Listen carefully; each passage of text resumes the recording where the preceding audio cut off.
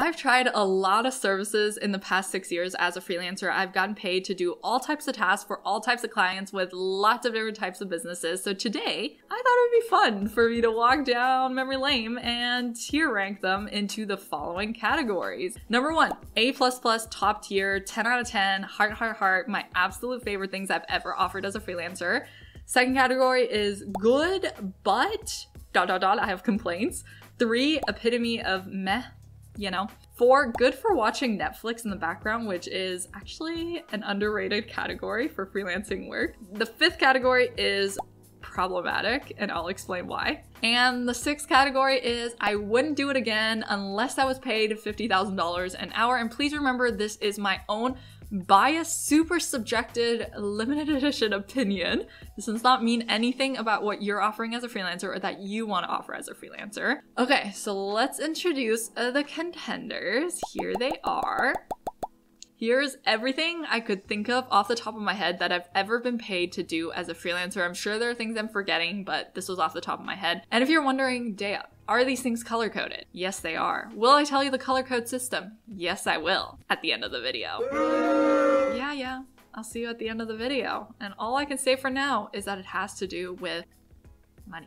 All right, let's judge the shiz out of these tasks. All right, let's get into it. So first up is voiceovers. Yes, I bet you didn't know this voice was good enough to do voiceovers. I did a lot of voiceover work in my early days.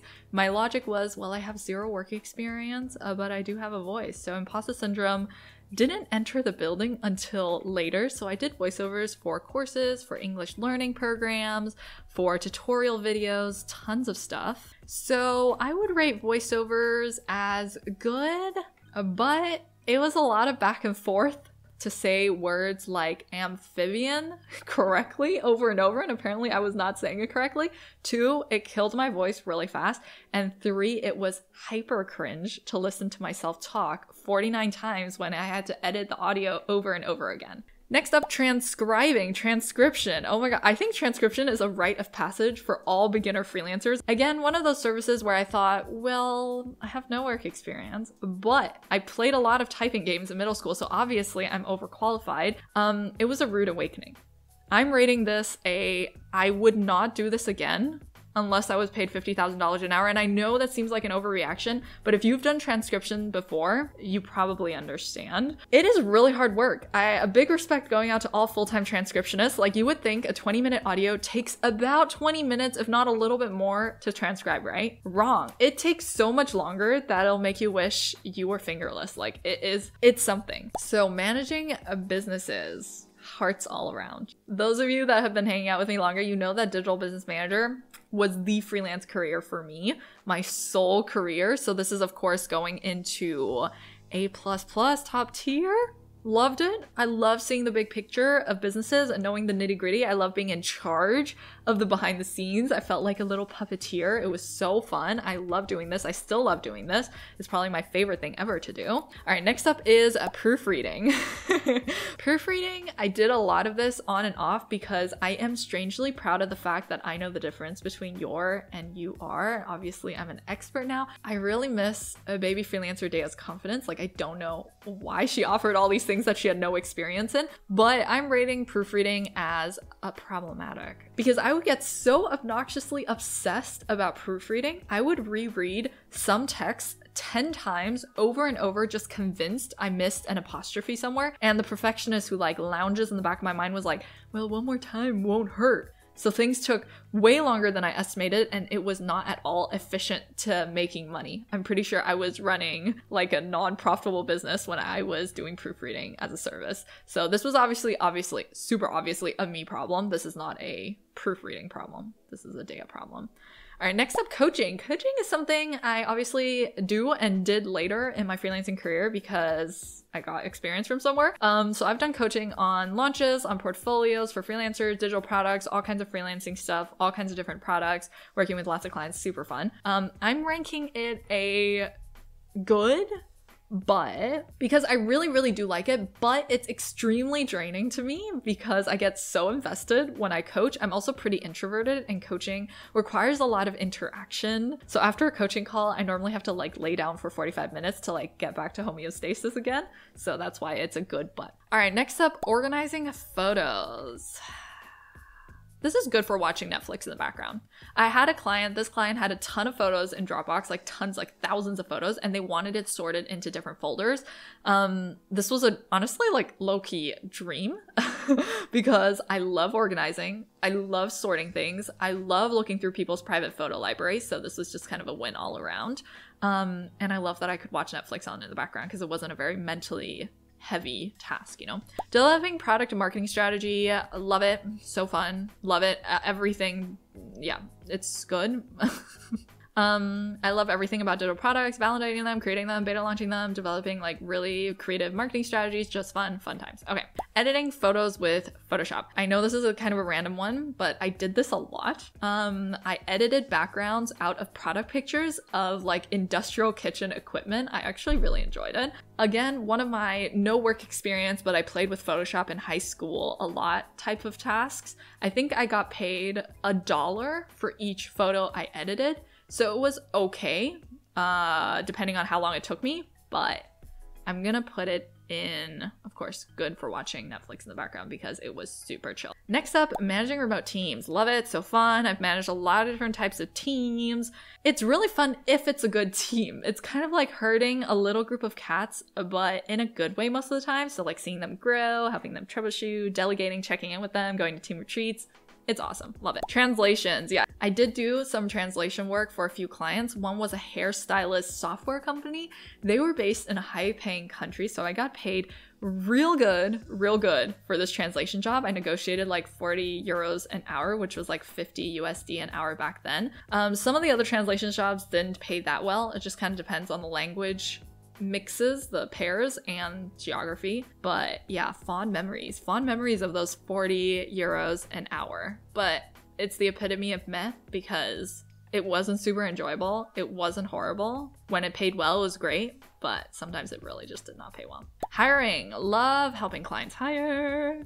This is everything from like creating job descriptions and application forms to vetting applications, interviewing, shortlisting, hiring, onboarding, training. Just a good old time to find undiscovered gems and put them on a team that's gonna love them. Making graphics in Canva. That was everything from like podcast graphics, Instagram graphics, infographics. I made a lot of stuff in the early stages again in my little, I'm not a graphic designer, but I know how to use Canva and Photoshop kind of phase. It was fine, but it paid so epitome of meh. Launching courses, so fun. Courses are one of my favorite types of digital products. I've launched courses within topics of like astronomy, American history, personal development, traffic offenses, ancient Egypt, and of course like lots of things within online business. Always a good time. Manual data entry. I once entered hundreds of name cards manually into an online database. And if you're commenting data, there are automatic softwares that can help you do that. Oh, I know. This client didn't want any mistakes and insisted on manual inputting. So this for me is a, you guessed it, never again, never again, unless $50,000 an hour. Then I might consider it. All right, launching virtual events, so fun. So fun. Organizing the speakers, organizing the events, organizing participants, I just like organizing things. Yeah, it's a good time. I love it. Writing sales copy. I've done this for like sales pages, emails, landing pages. I like it a lot. This is a good, but one, it is very intensive brain work. So this is not a Netflix on in the background task by any chance. Two, it's really hard to power through the this is a steaming pile of poo stage when you're writing any amount of copy, and that's why it's a good but. Creating systems and processes, so fun. I love a good system. Find me knee deep in Miro making a color-coded 16-step workflow that literally nobody asked for. I just love it. Next up is making phone calls. This one needs no explanation, I think. I absolutely loathed it. My idea of the seventh circle is me having to make dentist and doctor appointments for 8 hours every single day in German. This was, yeah, hopefully you understand. Writing scripts for YouTube videos. I used to write scripts for a very popular YouTube channel, actually. It was good, but it took a long time and it only paid so it's a good but. Account management. So essentially this is where I managed my clients' clients. So it's like your client has lots of clients and you manage those clients for your client.